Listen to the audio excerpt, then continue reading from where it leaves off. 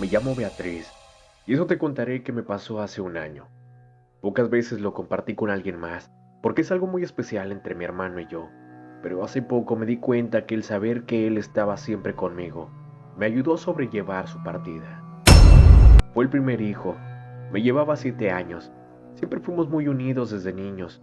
Yo lo quería mucho, como mi mamá siempre tuvo que trabajar. A veces no tenía tiempo para atendernos. Entonces él me levantaba por las mañanas, me preparaba el desayuno y me llevaba a la escuela. Al regresar me revisaba mis libretas. Comíamos juntos y más tarde hacíamos las tareas. En la sala de la casa, siempre estuvo ahí para cuidarme. Era el mejor hermano de todos. Desde que yo recuerdo, siempre se preocupó porque le pusiéramos ofrenda a mi papá y a mi abuelita el Día de Muertos. Entonces pasábamos ese día acomodando el mantel, las flores, las veladoras, el pan de muerto. Al final poníamos sus fotografías en medio de nuestra ofrenda. Disfrutábamos mucho estos momentos juntos, aunque también le causaba mucha tristeza. Sabía que extrañaba mucho a mi papá. Lo conoció y convivió un poco más con él que yo, y esos días me platicaba de cuando se lo llevaba al parque o a la feria, o de cuando le ayudaba a poner la ofrenda para mi abuelito, y mi hermano se le iluminaban sus ojos. Cuando me contaba todo esto, lo veía feliz, aunque fuera por un momento. Después no podía ocultar su tristeza, pero entonces me decía que ponerle su ofrenda, sus veladoras, su comida y su bebida que más le gustaba, era una forma de estar con ellos, porque venían a visitarnos cada año para que no los extrañáramos tanto, que solo había que poner atención a las señales que nos anunciaban que ya estaban aquí, como una veladora parpadeante o que se apagara de repente, el olor de su perfume o la caída de su retrato. Me decía que había tantas señales que solo teníamos que ponerles un poco de atención. En esa ocasión, mientras me contaba todo esto, el retrato de mi papá se cayó. Él sonrió y muy feliz me dijo: ¿Ya ves? Papá ya está aquí con nosotros. Yo, entre emocionada y espantada, me escondía detrás de mi hermano. Así pasamos cada año estas fechas tan importantes, hasta que cumplió los 17 y se metió a trabajar por las tardes, después de la escuela, para ayudar a mi mamá con los gastos de la casa.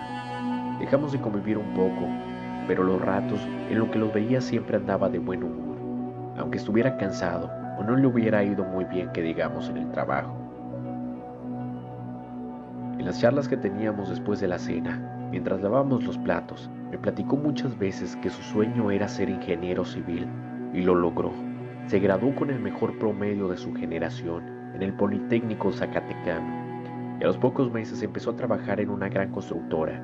Se lo merecía, eso y más. Apenas llevaba unas semanas laborando cuando sucedió aquel espantoso accidente en la autopista México-Querétaro, cuando venía de regreso a casa. A veces no entiendo por qué la vida nos quita lo que más queremos. Mi hermano era un hombre bueno y estuvo siempre para mi mamá y para mí en todo momento. Cuando nos avisaron por teléfono del accidente, no podíamos creerlo. Yo me negaba a creerlo. Mi mamá se puso muy mala y la tuve que llevar a urgencias. Fueron sus amigos quienes nos ayudaron mucho para todo el papeleo. Cuando trajeron el ataúd a la casa, yo sentía que me moría con él. Estaba destrozada. No podía aceptar que ya no estuviera con nosotros. Entonces Lucía, una de mis primas, me tuvo que recostar en la sala por un rato y después darme un té para que me tranquilizara. Te juro que fue la noche más larga y triste de toda mi vida. Al otro día lo enterramos junto a mi papá y mi abuelito. No sabría decirte cómo sobrellevé todo este dolor los siguientes meses. Mi mamá no pudo recuperarse por completo, por lo que tenía que estar más pendiente de ella para darle sus medicinas. Después de dejarla desayunada, solo esperaba a Jessie, una chica que me ayudaba a cuidarla, para irme corriendo a la escuela. Si salía temprano, pasaba a la casa para comer con ella y de ahí al trabajo. Hasta la noche, lo más difícil de todo este tiempo es que no había un solo día que no extrañara a mi hermano. A veces ni dormía, me la pasaba llorando por él hasta la madrugada. Si te soy sincera, hubo un momento en que la verdad creí que ya no podía más. El tiempo pasaba sin ningún sentido para mí, hasta que llegó el Día de Muertos.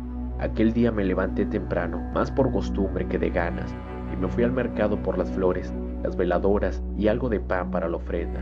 Aunque mi mamá ya podía caminar, no quise despertarla y la dejé dormir otro rato. Llegué a casa y desayunamos.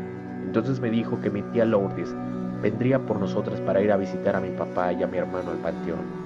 Yo le dije que no tenía ganas y que mejor me quedaría a poner la ofrenda. Al poco rato llegaron por ella. Al salir me despidió y me dijo que no tardaría mucho. Yo acomodé la vieja mesita que ocupábamos y la sacudí un poco. La cubrí con un mantel blanco y empecé a acomodar todo. Cuando terminé, fui por la foto de mi hermano, que estaba en el librero.